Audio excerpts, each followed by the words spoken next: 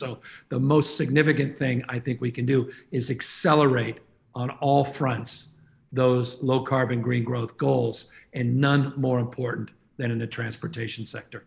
Well, I couldn't agree with you more. And, for me, I'm always looking at the green economy as an opportunity for more work, more wealth, better health, looking at it as a source of jobs and justice. But you have to really walk people through this. I don't think people really understand when you talk about going to clean up the auto fleet, to clean up the trucking fleet, what the steps are, why it's good. Just walk people through this executive order and what you're trying to achieve. So we just signed an executive order that's first in the nation. And you hear that often when it comes to California, particularly in this space on climate. But I'm very proud of this. It's audacious. I'm not naive. It's controversial, profoundly so. And it's certainly impactful. But it also is incredibly, I think, enlivening in the spirit that you just framed. And that is the ability for California to really set the tone and tenor of innovation as it relates to radically reimagining our transportation sector and mobility going into the future by accelerating change that's already underway.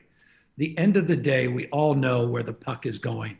The proverbial puck is moving towards zero emission vehicles. You've had the largest manufacturers of automobiles in the world, from Ford on down, that have already announced very audacious goals to move away increasingly from the internal combustion engine in order to advance their low carbon goals and to make their fleets more efficient. As a consequence, we're already seeing progress, but not at the pace that we need to see it. And so we want to accelerate that by putting a mandate in place by 2035 that no vehicles purchased in the state of California can be internal combustion vehicles, meaning no longer will California sell dirty vehicles. We are going to accelerate innovation, accelerate manufacturing, accelerate the creation of green jobs, accelerate our competitiveness and our ability to export, and set the tone and tenor to a brighter, cleaner future by requiring all vehicles to be zero emission vehicles. Whatever those zero emission vehicles look like, we want to set that goal firmly 15 years from today. What's remarkable about that is that, first of all, about half of the pollution, half of the emissions in California, it's not the power plants, it's just the cars and the trucks.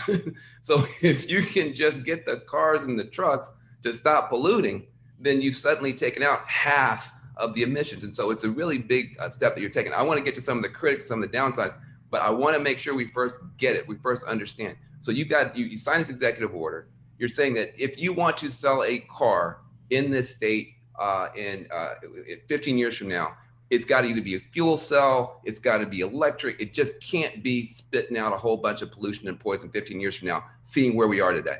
Look, we're burning up this state. Historic, record, unprecedented wildfire season as I speak. And by the way, this is changing by the minute, not just the hour and the day and the month. But as I speak to you, 3.6 million acres have burnt up this year so far in the state of California. We are choking up the air quality, the orange hues, the sunless days that we're experiencing in this state.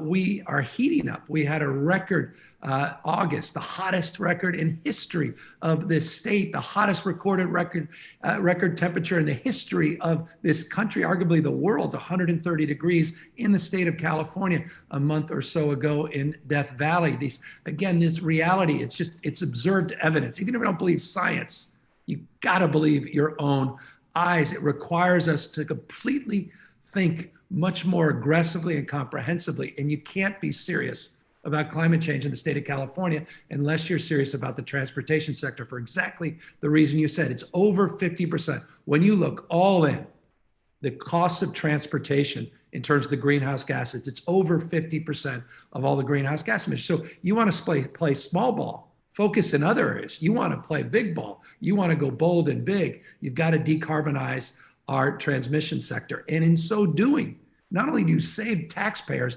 untold billions of dollars in fuel and maintenance costs, but you accelerate manufacturing, job creation, export opportunities. You create economic opportunities that would otherwise never be present, and You clean up your air, you detoxify our air and water, and you improve health and lower costs in the healthcare system at the same time. It would be absolutely imprudent not to move in this direction. Well, yeah, I think part of what you're saying is the egalitarian aspect of it. There's also the practical aspect of it in terms of health. If you want to take the asthma inhalers out of little kids' pockets, you've got to move in the direction you're talking about. It's the bottom line. But there's also an economic piece here. A lot of the electrical vehicle production is happening in California right now anyway. So in some ways, you're kind of helping a native industry. Also, you're creating a bigger market, which makes it economically smart.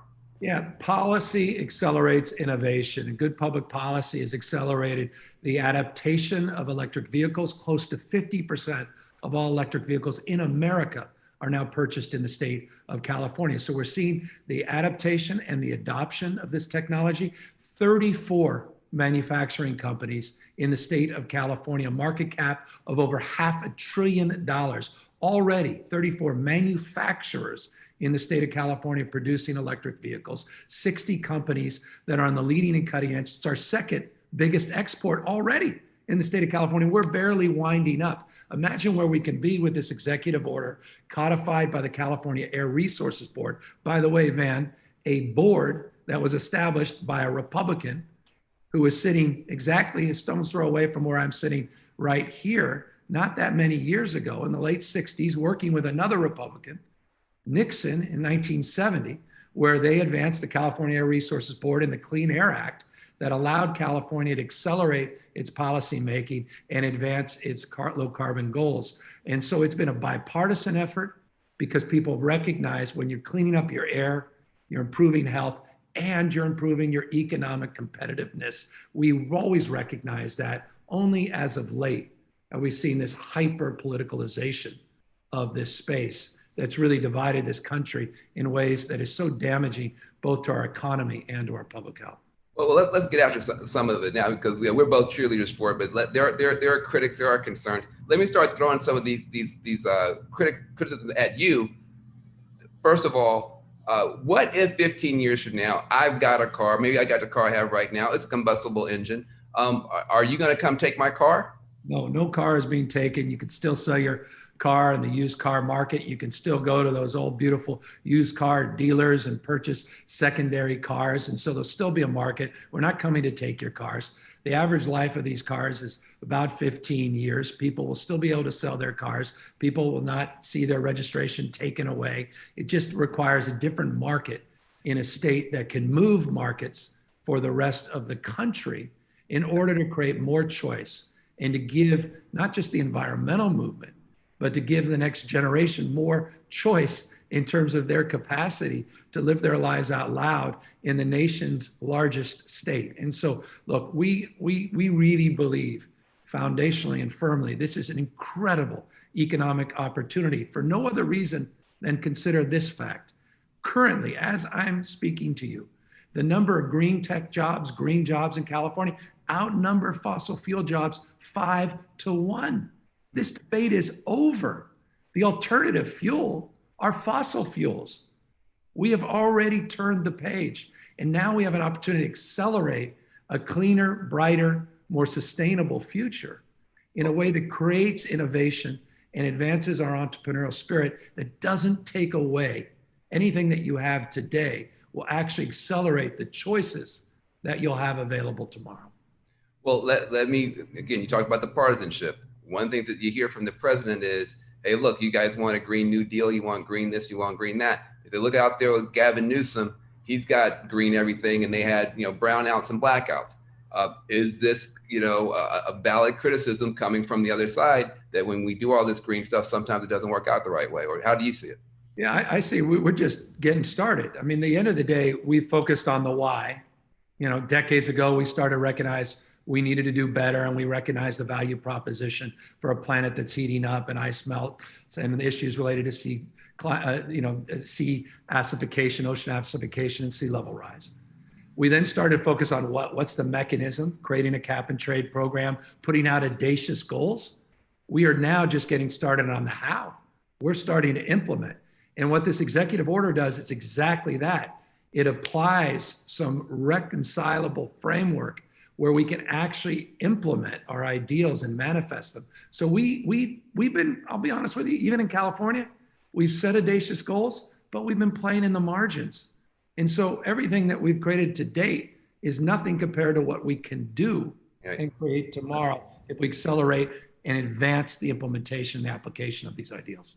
Let me just take another pass at that question. I got one more, and then I got other more fun stuff to talk about. But when Trump tries to point to our blackouts here and our brownouts here as a reason that he blames it on solar panels, is he right, or is it more complicated answer than that? He's simply wrong, and it's profoundly more complicated.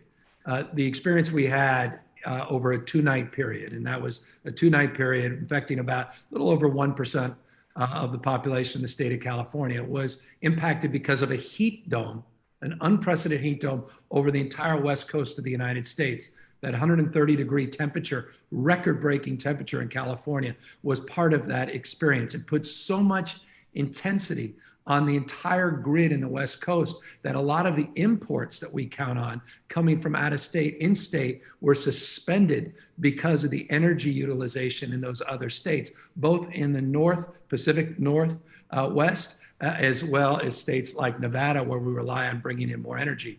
We produce an abundance of solar energy and wind energy. But what we need to do is advance our technologies in battery storage so that we can absorb those extremes. And so in every way, shape, or form, that was a reminder of how critical it is that we fast track the application implementation so that we have more reliable energy and we can withstand the extremes that are likely to be very much part of, not the exception, but the normalcy of the world that we're about to enter into. It's amazing when you think about how much energy we can produce on a renewable basis, wind power, solar power, et cetera. Storage, though, is the key. And if you push hard enough on having zero emission vehicles, batteries are going to take off. In other words, you've now got a massive market. The same battery technology you're going to use to make all these vehicles work can also be used to stabilize the grid. Is that a part of the reasoning here? And the architecture of our entire low carbon green growth strategy is electricity. And you're absolutely right. Again, when you establish goals and policy, you move markets and you accelerate innovation and change. Just today, Tesla came out with groundbreaking results of all of their engineering work on batteries, accelerating battery production, accelerating capacity and life of these batteries, driving down the cost. We're already seeing those cost curves collapse in terms, just in the last few years, the cost of wind, the cost of solar, and we're seeing the same thing now with battery storage technology. And in fact, California, just a few weeks ago, we announced the largest battery storage facility in the world, headquartered again in our state. Look again at this. This is the greatest economic opportunity. It's just sitting there waiting for enlightened leaders of all political stripes. Countries around the world get it. China gets it. Yeah, they get it for real. Israel gets it. Denmark gets it. Ireland gets it. What the hell is wrong with the United States of America, save the fact we have leaders that simply don't? Yeah. Well, listen, speaking about who gets to get it, that's my last question on this is just, what about people who say, listen, that's great, electrical cars or whatever, but, I don't see any electrical charging stations in my community. I don't know how I'm going to be able to access this. I'm African-American, I'm Latino, I'm low income, I'm in the red part of the state. Is this just for the green elite, or how do I get a chance to be a part of this? No, in fact, we don't do anything without equity in our lens. Our entire mantra when it comes to economic development is growth and inclusion. And we have failed as a nation to address that inclusion frame. And so I would never conceive of something that wasn't primarily advantaging those that have been disadvantaged from the fossil fuel economy. They have to be included. And no one, by the way, you quite literally been one of the world's leaders in this space, recognizing this is one of the great opportunities for Black and brown communities that we've ever had. And so the framework for us is self-evident that the price parity on alternative fuel vehicles is beginning to take shape. We're within a few years of that price parity coming into focus. In 15 years, it's going to be much more competitive. And the cost of maintenance, the cost of operating will be the biggest benefit to low-income communities. The opportunity to detoxify our air and water, the biggest benefit from an environmental justice perspective, from those that are trapped in urban environments and urban poverty, and for the elderly that are suffering disproportionately from our dirty air. In fact, California has the dirtiest air in the world. You can't even make it up. California, rather, in this country, 6 of the 10 top cities that are most polluted are in the state of California. So we have an obligation, moral, ethical obligation, as well as an economic imperative to advance these efforts to help address those justice issues at the same time we advance our economic competitiveness. Well, I think that's really important. Part of the thing I've been trying to get people to see, since we started working on this stuff in 2004, back when you were mayor, you had the UN World Environment Day. I got a chance to work with you on that, and we've been, I think it's unbelievable the progress we've made, and yet the pain is still here. One of the things that I think is key for people to understand is, for communities that are not succeeding in the pollution-based economy economically, not succeeding in the poison-based economy when it comes to agriculture, this is a huge opportunity to begin succeeding in this green economy, because somebody's got to put up those solar panels, somebody's got to install all those EV stations. That's work. Those are contracts. That's entrepreneurial opportunity. Nobody's going to be, establishing any new coal mines anytime soon, but we could, we've got the opportunity to establish all kinds of new businesses on this side of it. And so I applaud what you're doing. Ben, you said it better than anybody else back in 2004. I think you were the first one to say you can't outsource a home by shipping it over to China to have solar panels put on top of the damn roof. Exactly. And so again, from a domestic manufacturing, domestic production, from an export perspective, all the things that, particularly post-pandemic, where we recognize our vulnerability in terms of global supply chains, what an opportunity to bring back that competitive spirit, that manufacturing spirit back to America. And so again, in all these components, this is an incredible opportunity.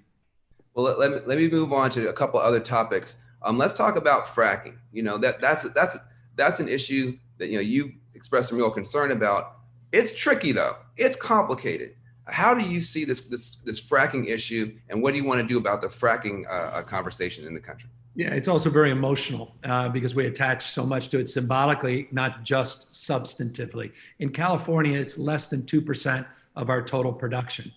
So in and of itself, it becomes more symbolic than it is substantive, though it is nonetheless substantive. And so in this same executive order, we're not just talking about demand, but we have to talk about demand. We're also talking about a phased shift in supply, a just transition where we can move away from fracking and we can begin a much more accelerated drawdown in terms of keeping more oil and fossil fuel in the ground.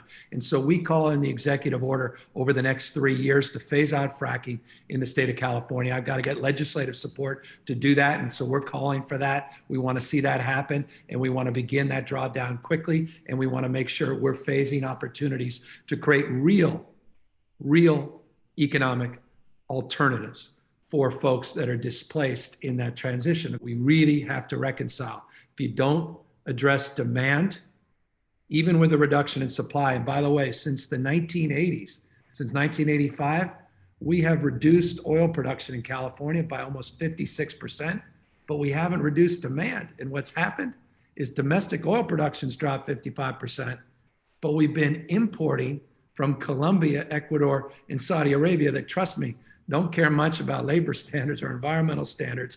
And so it's actually perversely increasing our carbon footprint globally. And that's why demand has to happen as we reduce supply. Look, I think that's an important thing. And I want to give you an opportunity to talk about this on the human side of this in a second. But I mean, I don't think people understand how much, we stop pulling oil out of the ground. Sometimes we pull it over the border because if we don't change the way that we're doing things, if we don't change how much oil we need, just because you stop it from coming out of the ground doesn't stop it from coming over the border. And so what you're doing is actually, my favorite kind of stuff, you're going after the root cause, it seems to me. If the root cause is we got cars that are thirsty for dirty oil, whether it comes out of California or whether it comes over the border, get rid of the cars in a smart way.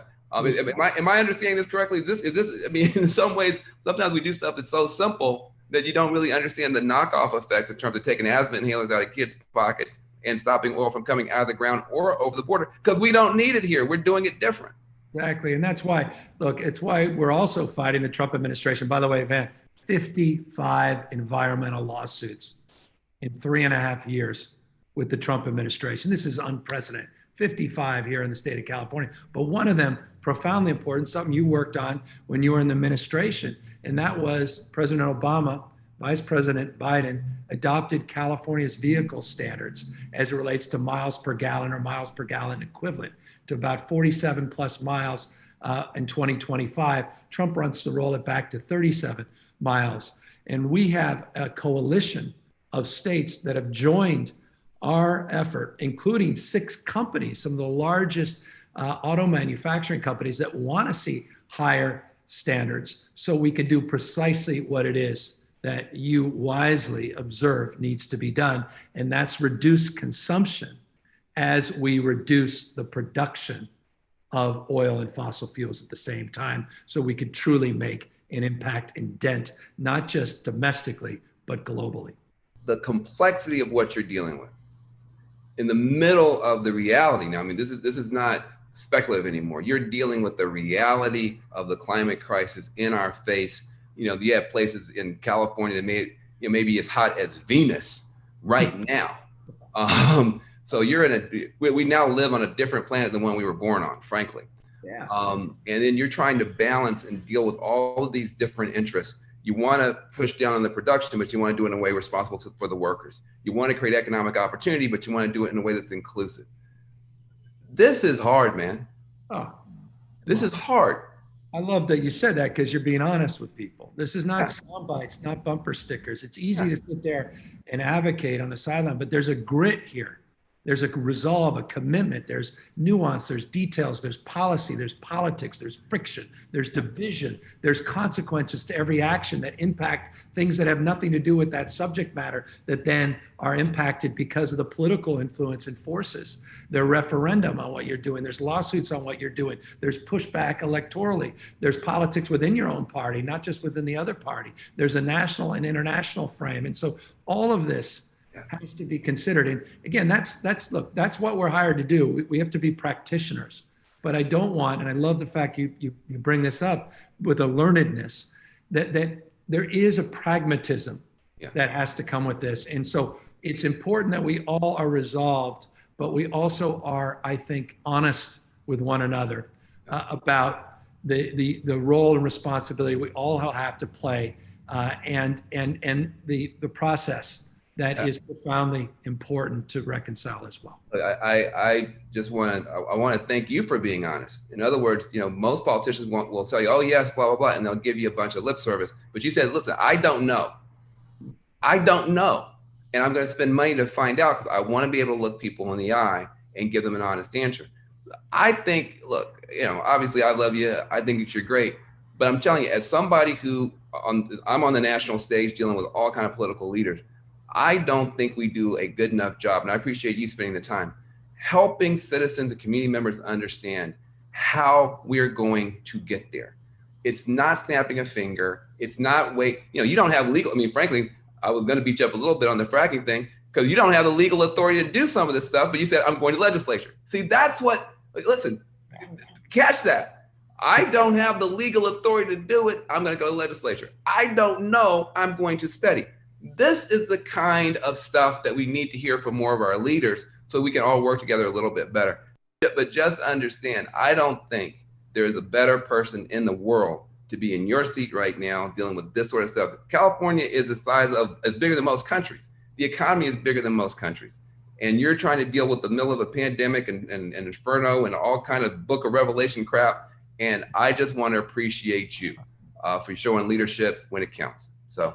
I appreciate it. And reciprocity is in order, Van, because I mean, Lee, we literally met in this, right? I mean, we were in the midst of a recognition and reconciliation around a lack of national leadership back in the early part of 2000 as we were pulling away from Kyoto. And by the way, remember, people forget, I think it was in I don't know, don't quote me, but I think it was like 95, 96 to nothing in the Senate to reject Al Gore, your former Oh boss, yeah, efforts in Kyoto to sign those protocols. Democrats yeah. didn't believe it was possible to grow your economy and reduce your greenhouse gas emissions. So we're all a little culpable on this. We can act holier than thou. We can act as if we're above it, but we're, I think, just starting to recognize that this is not a binary conversation. It's not an either or, it's an and. In California, look, power of emulation, success leaves clues.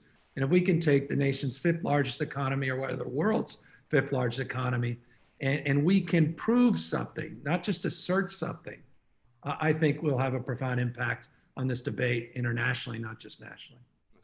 Look, on behalf of the young people right now who don't have jobs, who are going to have green jobs because of this stuff, on behalf of people who would have died of lung cancer and everything else, who are going to be able to live a few years longer, on behalf of a state that could lead the world in the pain, which is what we're doing right now, but it's going to lead the world in the promise. I want to thank you. And I am proud to be a Californian. I am proud to be one of your constituents. And let's keep talking about how we can make things better together, brother. I appreciate it. Thanks, Van. Thanks for doing this. Yeah, man. Good stuff. Awesome.